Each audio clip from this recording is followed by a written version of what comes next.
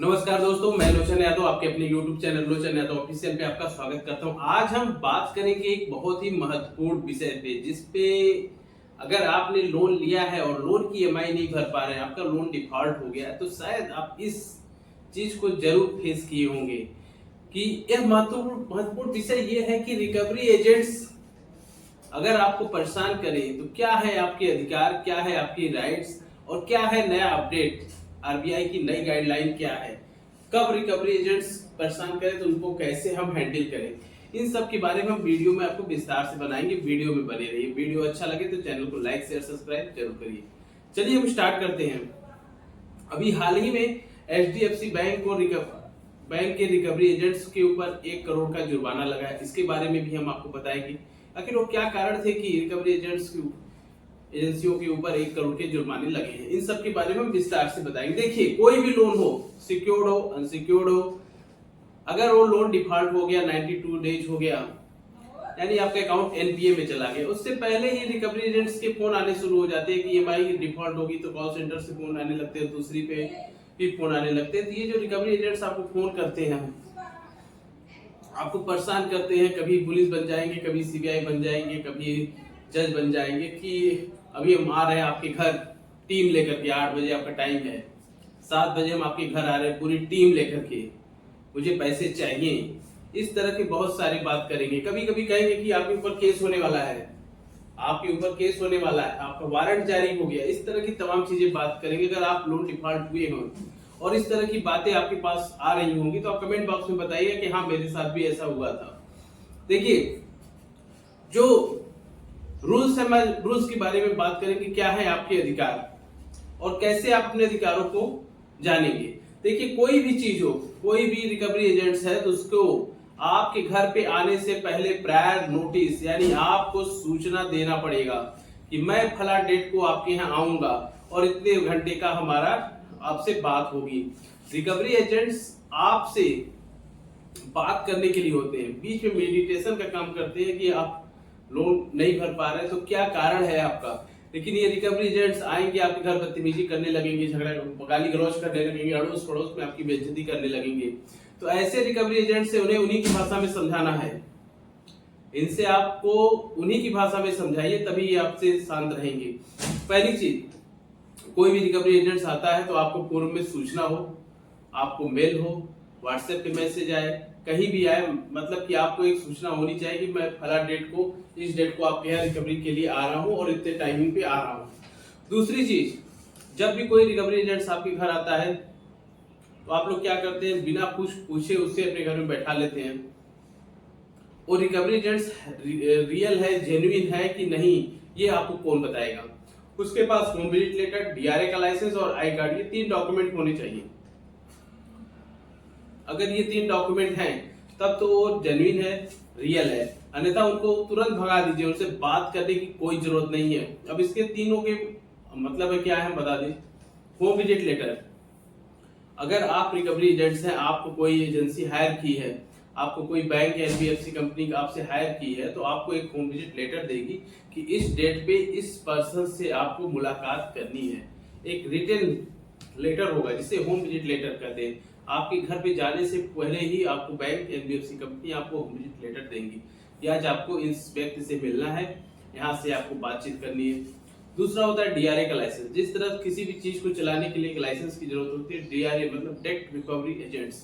अगर आप रियल में रिकवरी एजेंट्स हैं तो आपके पास डीआरए का सर्टिफाइड लाइसेंस होना चाहिए कि आप डायरेक्ट रिकवरी एजेंट्स हैं, आपको सब चीजों की जानकारी है। तीसरा होता है आई कार्ड, आप किस संस्था से हैं उसके आई कार्ड आपके पास होने चाहिए कि हम इस संस्था से हैं, ये संस्था हमको भेजी है आपसे बात करने के लिए। अब देखिए, रिकवरी एजेंट्स का काम है रिमाइंडर कराना, आपको सूचना देना कि आपकी लोन की ईएमआई डिफॉल्ट होगी, आप इसे तत्काल पोर्ट करिए, कब देंगे जमा। इन सब चीजों के लिए रिकवरी एजेंट्स होते हैं। ये रिकवरी एजेंट्स अपने आप को आपके पास अभद्रता करने लगेंगे कि पैसे लेने के लिए आपको ठड़काएंगे कि लीगल कार्रवाई हो जाएगी, कोर्ट हो जाएगा, केस हो जाएगा, वारंट हो जाएगा, यहाँ तक कि यही जज बन जाते हैं, सारे डिसीजन यही देने लगते हैं। देखिए, पैसा आप बैंक एनबीएफसी कंपनी से पैसा लिए, किसी लोन या रिकवरी से पैसा नहीं लिए या आपको लोन और रिकवरी के लिए परेशान करें।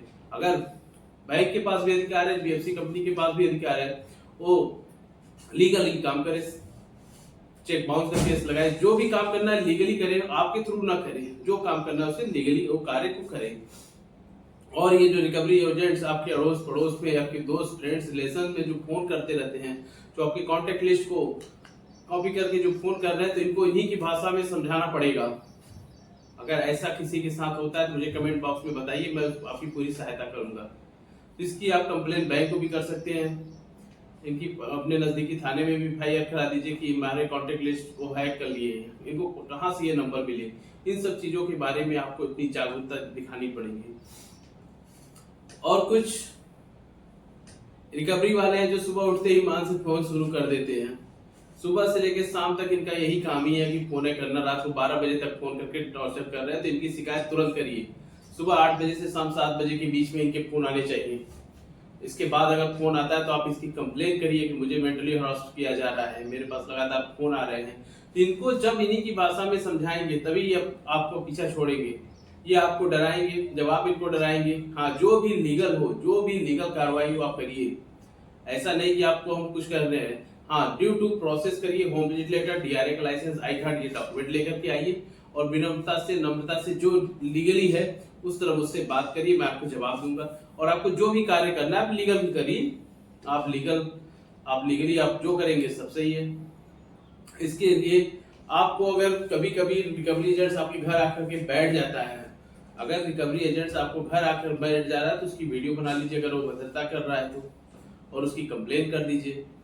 और अगर आप लोन डिफॉल्ट होने वाला है, आपको मालूम है कि हमारा लोन डिफॉल्ट हो जाएगा, मैं आगे से ईएमआई नहीं दे पाऊंगा, तो आप प्रायर नोटिस बैंक को दे सकते हैं, किसी भी लीगल एडवाइजर से या फिर एडवोकेट के माध्यम से एक प्रायर नोटिस बना करके बैंक एनबीएफसी कंपनी को आप प्रायर नोटिस दे दीजिए, पूर्व सूचना दे दीजिए कि मेरे द्वारा इस समय कोई भी व्यक्तिगत कारण है जिसके कारण मैं लोन की ईएमआई नहीं भर पा रहा हूँ और मेरा अपना ईएमआई सही से भरने पर, इसलिए मैं आपको सूचनार्थ एक सूचना के तौर पे एक लीगल प्रायर नोटिस आप भेज दीजिए, जिससे कि कोई भी चीज हो तो बैंक भी आपके प्रति थोड़ी सी नम्रता रखे। ये तो हो गया रिकवरी वाले, इनको कैसे मैनेज करना है, क्या है आपके अधिकार। अभी हाल ही में एचडीएफसी बैंक के ऊपर 1 करोड़ का जुर्माना लग गया, जिसमें रिकवरी एजेंट्स कस्टमर को हरास कर रहे थे, जिसके कारण तो ऐसी स्थितियों में आप लोगों को क्या करना है, आप लोगों को ज्यादा परेशान होने की जरूरत नहीं है। आप जब भी रिकवरी एजेंट्स आता है कुछ भी अभद्रता करे तो उसकी आपको रिकॉर्डिंग करनी है और उसकी एविडेंस को आप बैंक में उसको भेजिए, मेल करिए कि आपके यहाँ से ये पर्सन आया था, इसके द्वारा इस तरह का व्यवहार किया गया है। क्योंकि जब भी आप अपने अधिकारों को जानेंगे तभी आप अपने इसको सुरक्षित समझेंगे, चाहे वो जहां भी हो। तो इन रिकवरी एजेंट से आपको डरने की जरूरत नहीं है। घर पे आए तो होम विजिट लेटर, डीआरए का लाइसेंस, आई कार्ड, ये 3 डॉक्यूमेंट पूछिए, अगर है तो बात करिए, नहीं तो इनसे बात करने की कोई जरूरत नहीं है, इनको वहीं से भगा दीजिए। घर पे आकर के बैठ जाते हैं, कुछ अभद्रता करें, वीडियो बनाइए और उसकी कंप्लेन करिए। ये तो हो गया रिकवरी एजेंट्स। अगर आपको लगता हो कि मेरे इस वीडियो से थोड़ा सा भी आप लोगों को कुछ समझ में आया, कुछ आपके डर कम हुए, तो कमेंट बॉक्स में जरूर बताइए। इन्हीं के साथ हम आज का वीडियो समाप्त करते हैं। जय हिंद, जय भारत।